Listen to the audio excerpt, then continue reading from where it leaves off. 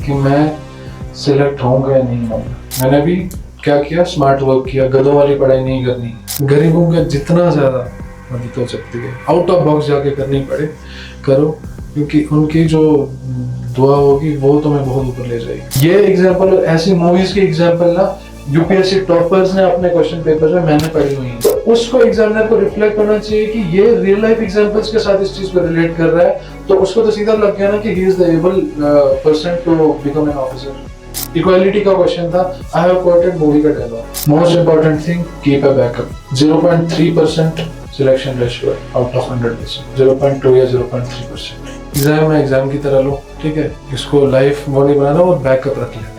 I qualified JKS exam in 2024. About myself, I had very good score in GS, not in optional but in GS. Reason यही था कि मैंने बहुत ही simplified manner में answers लिखे। एक मैं टर्म लेमैन नहीं यूज करूंगा, बट लेमैन से थोड़ा ऊपर और कॉम्प्लेक्सिटी से थोड़ा नीचे, एक बैलेंस्ड आंसर।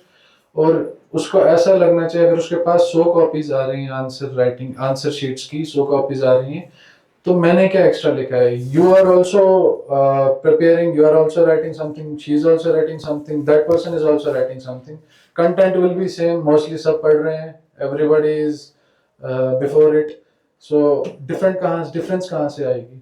तो डिफरेंस आएगी कहाँ से? जब उसको दिखेगा कि यार इसने कुछ अलग किया हुआ है। अगर इसने मुझे एक्सप्लेन किया है तो इसने कैसे एक्सप्लेन किया।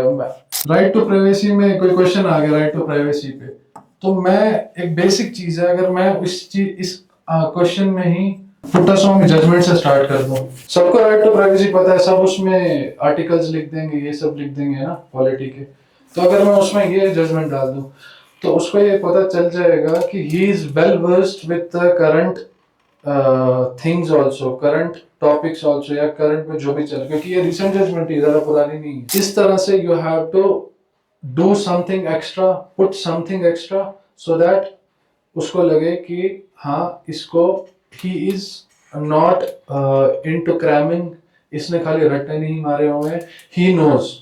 हमेशा एक और चीज, if you are preparing, prepare it as if you have to gain something, you want to know something, not just for the exam। जब तुम्हारी अप्रोच ऐसे रहेगी कि जैसे तुम खाली एग्जाम के लिए नहीं पढ़ रहे हो, ये तुम नॉलेज गेन करने के लिए, तुम अपने एक्चुअली सिविल सर्विसेज क्या है, इसकी एग्जाम की प्रिपरेशन क्या है, you have to know not everything but bit of everything, है ना, bit of everything.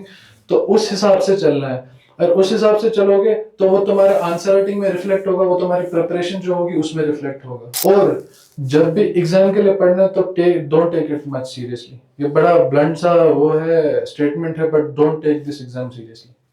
Bye this I mean कि आपको एग्जाम को एग्जाम की तरह ही लेना है। It is not a life long thing, it is not something that will cost you your life, नहीं, ठीक है।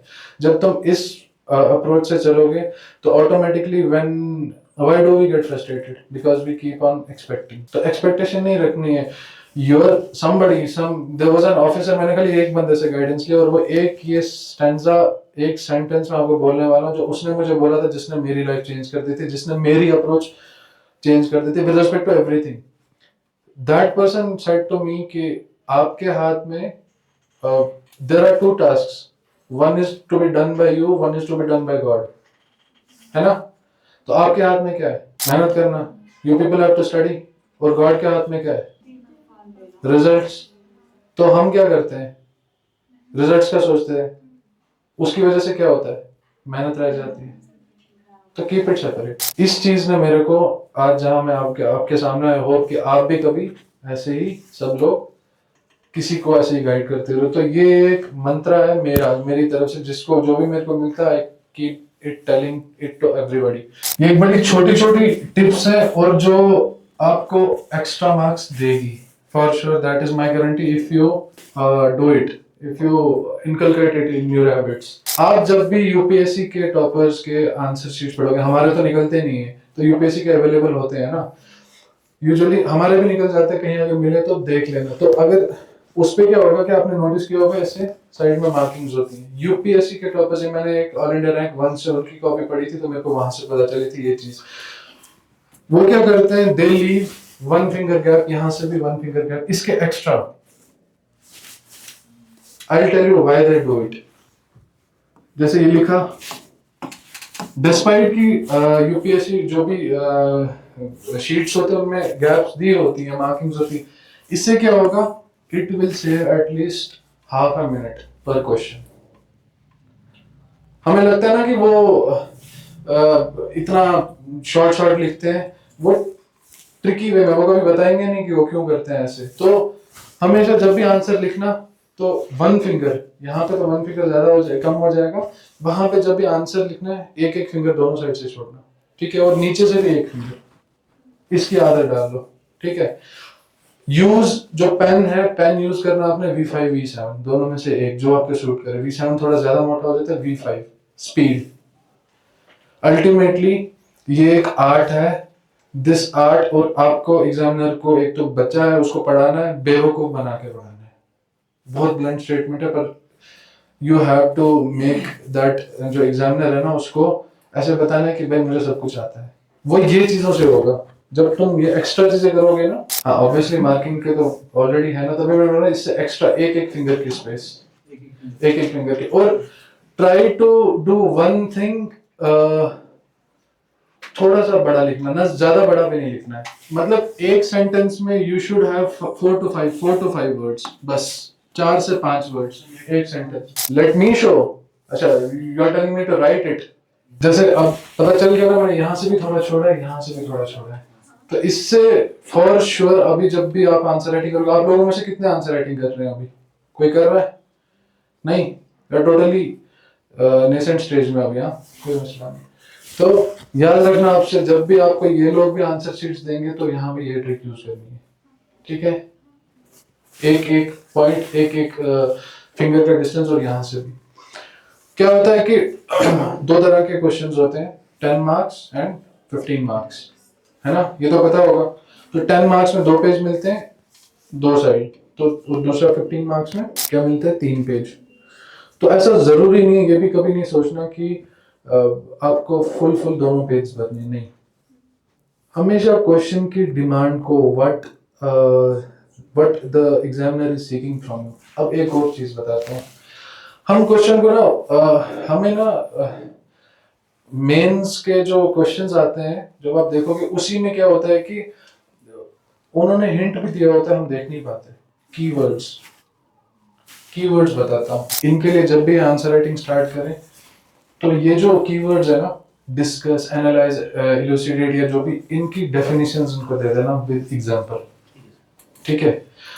इससे क्या हो जाएगा, सीधा कि क्वेश्चन की डिमांड क्या है, यही है सारी क्वेश्चन की डिमांड, यहीं से। जहाँ पे हमें क्या होता है कि हम इतना हैफाजर्डली आंसर राइटिंग करते हैं कि हमें पता नहीं चलता कि वो पूछ क्या रहा है हमसे। वो पूछ रहा, डिस्कस होगा, हम एनालाइज लिख देंगे। ओवर एम्बिशियस टारगेट्स नहीं करने, उतना ही करना जितना you will be able to do it.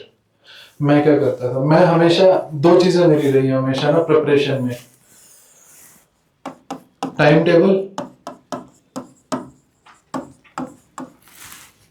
और टारगेट्स। मेरा टाइम टेबल कैसा होता था, ईयरली, मतलब ईयर एक 1.5 साल ही लगा है मुझे ना प्रिपरेशन में। ईयरली, मंथली, वीकली और डेली। अब इसको मैंने कैसे डिवाइड किया था, मुझे पता था कि मुझे इस साल, मतलब जुलाई या अगला में समझ लो कि नवंबर तक मुझे पूरा ऑप्शनल पढ़ना है, और एक बार मुझे जीएस पूरा कंप्लीट करना है, ठीक है। मैंने उसको कैसे डिवाइड किया, ये तो हो गया मेजर टारगेट, ये मेरा मेजर टारगेट है, मुझे कंप्लीट करना है। उसके बाद मैंने क्या किया कि अब मुझे इस मंथ, फॉर एग्जांपल अभी कौन सा मंथ चल रहा है, अप्रैल ना, अप्रैल में मुझे कौन सी, हाँ मार्च, चलो मार्च, तो मार्च में यू विल ऑब्जर्व जब when you will get selected ना, तो योर मेमोरी विल वीकन, इसीलिए मैंने बुक स्टार्ट की पढ़नी, तो बहुत मेमोरी वीक हो जाती है। मुझे नहीं पता, मेरे कलीग्स के साथ भी ऐसा ही होता है। तो ऑन अ लाइटर नोट, तो आपको क्या करना है, इस मंथ मुझे ये टारगेट था कि मैंने इधर लक्ष्मीकांत पूरी करनी है, या कोई और बुक या कोई सब्जेक्ट पूरा कंप्लीट करना है, ठीक है। ये मंथली टारगेट आ गया, ये आपने पूरा एक बना के रखना है, ठीक है। फिर मैंने वीकली टारगेट रखा है कि इस वीक मैंने फंडामेंटल राइट्स या फंडामेंटल ड्यूटीज या डीपीएसपीज तक पढ़ना है। फिर अगले वीक मुझे यहाँ तक पढ़ना है, ठीक है। ये आ गया ना, किसका ये क्या आ गया, वीकली टारगेट। इससे क्या होगा, तुम्हारा ब्रेन वैसे ही प्रोसेस करेगा, your brain won't get pressurised. हमेशा बात हम फंसते ही कहाँ पे है, क्योंकि हम प्रेशर बहुत लेते हैं, ठीक है। तो ये वीकली हो गया। फिर मैंने डेली क्या करना होता था, मैं जब शाम को सोने से पहले या सुबह सोने से पहले मेरा कंबाइंड ही रहता था, कभी रात को पढ़ना कभी दिन को पढ़ना। तो मैं क्या करता था, सोने से पहले हमेशा कल के टारगेट को एक वो जो क्या बोलते हैं उसको, स्टिकी नोट पे लिख देता था, ये मुझे कल कंप्लीट करना है। तो मेरा brain, see, preparation is very scientific, ये भी चीज बताता हूँ। You have to follow your brain as much as you can। अब रात को मैंने वो लिख दिया, अब मेरा ब्रेन उसी हिसाब से फंक्शन करेगा कि कल मैंने ये पढ़ना है इतना टाइप, और ओवर एम्बिशियस नहीं करना, वहां पे you will lose the interest. इतना ही पढ़ना है जितने में कंप्लीट हो पाए, मेरा दिन आराम से मैं पढ़ पाऊँ। बहुत ज्यादा जरूरत, अमीरों को बख्शना नहीं, आई एम नॉट, वो वैसा नहीं जहां वो गलत होंगे ऐसा नहीं मैं बोल रहा हूँ। गरीबों का जितना ज्यादा मदद हो सकती है, आउट ऑफ बॉक्स जाके करनी पड़े करो, क्योंकि उनकी जो दुआ होगी वो तुम्हें बहुत ऊपर ले जाएगी। हमेशा अपना और नियत ना इस चीज़ में साफ रखना कि मुझे I have to reach out to people, क्योंकि अल्टीमेटली सिविल सर्विसेज इतनी बड़ी अगर तुम्हें पोजीशन दे रहा है ऊपर वाला, तो कुछ सोच के ही देगा। काम लेना है ना तुमसे ऊपर वाले ने, है ना। सबको तो नहीं बनाते ना सिविल सर्वेंट्स। तो जो जो सब, आई होप कि आप जितने इधर बैठे हो कभी मुझे मिलो फील्ड पे, तो एज एन ऑफिसर मिलो, है ना। वर्क हार्ड और सोचना नहीं ज़्यादा, डोंट ओवर थिंक। एग्ज़ाम है, एग्ज़ाम की तरह लो, ठीक है। इसको लाइफ वो नहीं बनाना, और बैकअप रख लेना है, बहुत ज़रूरी है, ठीक है। I wish you all very bright future, और कभी इंशाल्लाह और कभी मुलाकात होगी।